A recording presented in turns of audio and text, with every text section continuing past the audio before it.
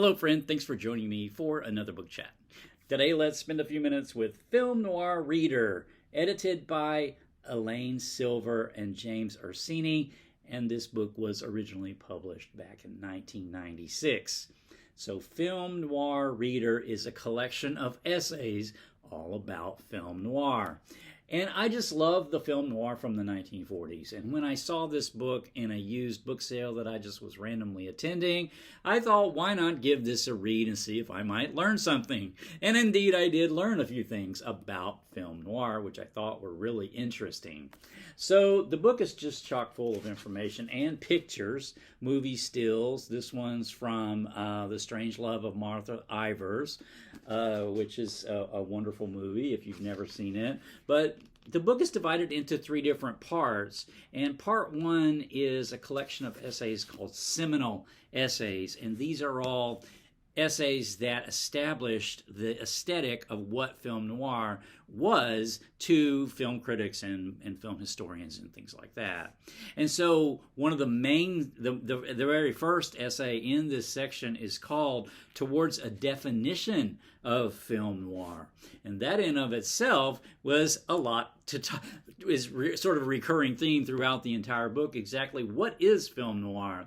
And film noir, the term, originated in a book published in France in 1955, and this first essay in this book is an excerpt from that book. And so they define the term film noir, or they define this appearance of this new type of American film in the post-war era as follows. It was during the summer of 1946 that French moviegoers discovered a new type of American film. In the course of a few weeks, from mid-July to the end of August, 5 movies flashed one after another across Parisian screens. Movies which shared a strange and violent tone, tinged with a kind of eroticism, so it's a tone. John Huston's The Maltese Falcon, Otto Preminger's Laura, Edward Dmytryk's Murder, My Sweet, Billy Wilder's Double Indemnity, and Fritz Lang's The Woman in the Window.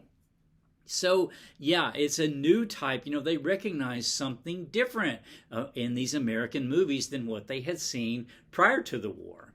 The essay goes on to say, but a few months later, Frank Tuttle's This Gun for Hire, Robert Sidmak's The Killers, Robert Montgomery's The Lady in the Lake, Charles Vidor's Gilda, and Howard Hawks' The Big Sleep imposed the concept of film noir on moviegoers. A new series had emerged in the history of film. So what is a film series? I personally did not know, but the book explains it to us as follows. It says, a series can be defined as a group of motion pictures from one country sharing certain traits, style, atmosphere, subject matter, etc., strongly enough to mark them unequivocally and to give them, over time, an unmistakable character. So this is something that's discussed throughout the book.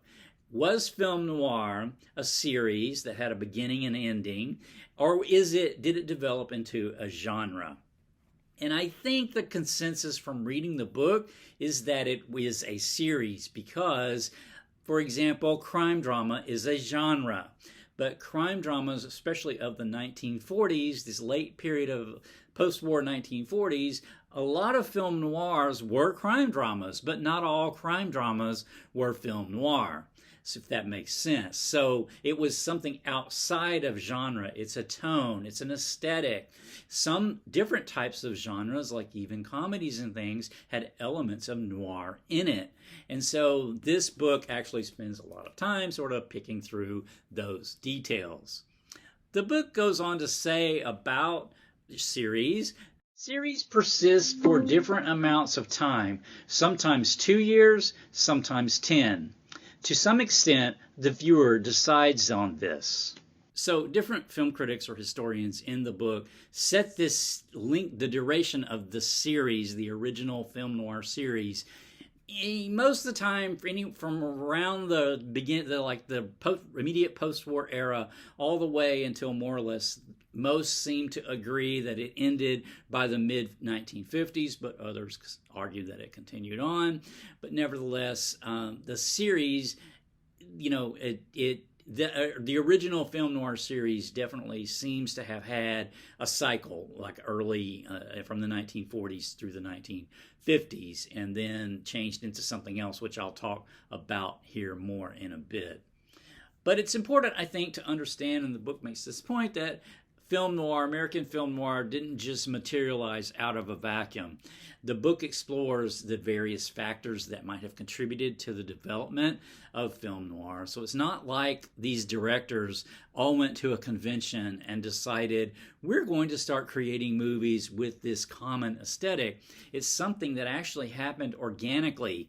And so it was influenced by the culture that was around it. And I thought this was really interesting because I'm going to talk more here in a bit about some neo-noir, later noir, like current movies or movies later on that were made outside of this time frame that try to like copy it, and it can't quite be copied because the movies that were made during this time were reflecting something culturally that can't be recreated today. So yeah, but movies do exist now that have noir aesthetics, and more on that here in a bit. I did want to talk a bit about the B movies, though, because B movies are talked about in this first part of the book, how that at the time, like the late 40s, there were movie houses that the studios had a significant interest in, and so they would want to keep a person in the theater for as long as possible, to keep buying concessions and stuff. And so there would be a main feature, and then there would be a B movie. And so often the B movies during this era were noirs, and some of the best noirs, which are considered classic today, started out as B movies during this era. So the book describes the B movie system as heavy drama is blended with sparkling comedy. A virile action picture is mated with a sophisticated society play. An all-star production is matched with a light situation comedy of no star value. An adventure story is contrasted with a musical production. So there was this flourishing B-movie industry during this period because the major studios didn't have time or didn't want to put the effort into making them. And so there were hundreds of these small studios that made B-movies. And like I said, the B movies were sometimes very innovative with what they were able to do on a small budget. They were able to really set a tone, a noir tone. And like I mentioned, many of the classics considered classic today started out life as B movies. This all came to an end, though, with an unintentional legal action. In 1948, the studios, as part of an antitrust settlement, were forced to divest themselves of their theater holdings, and so they no longer had that incentive to make B movies to keep people in theaters for a longer period of time. And so many hundreds of those B studios actually ended up closing and ended that era. I thought that was super interesting as sort of an unintended consequence of breaking up or this antitrust action that was taken. Okay, so part 2 of the book is called Case Studies. And in this section of the book, the book actually just goes through some specific cases, like movies, and different aspects of them. So just some examples of the essay titles in this section are Phantom Lady, Cornell Woolrich, and the Masochistic Aesthetic, John Farrow, Anonymous Noir, At the Margins of Film Noir, Preminger's Angel Face, The Killer's Expressiveness of Sound and Image in Film Noir, Man in the Dark, The Films Noir of Anthony Mann, Kiss Me Deadly, Evidence of a Style.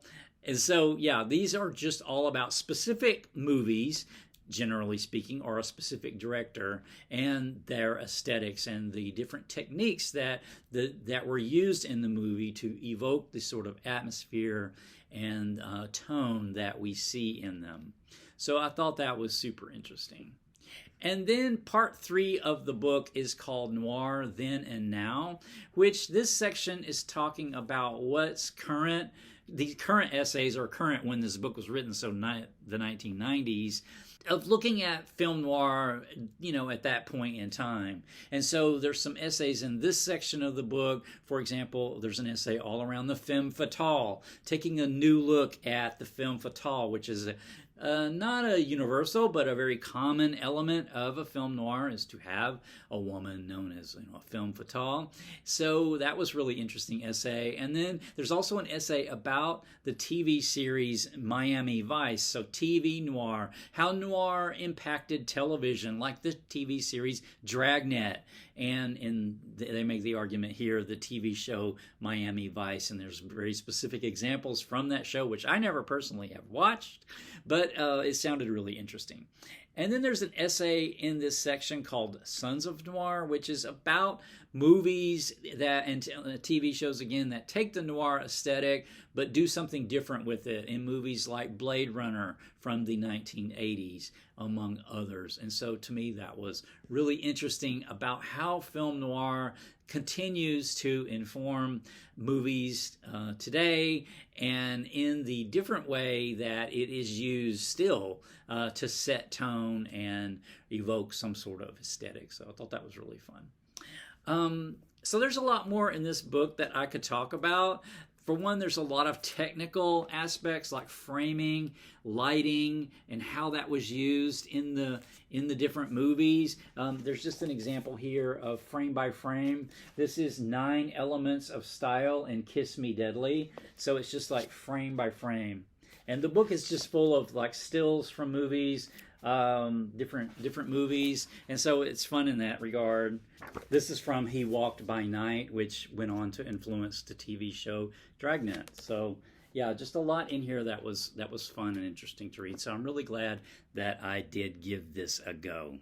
I think I will end the chat with that. My next chat is going to be another work of nonfiction, but a very small little work called The Usefulness of Useless Knowledge, which is a couple of essays by Abraham Flexner. So I have finished this already. I will have a chat on it coming up soon. Until next time, take care.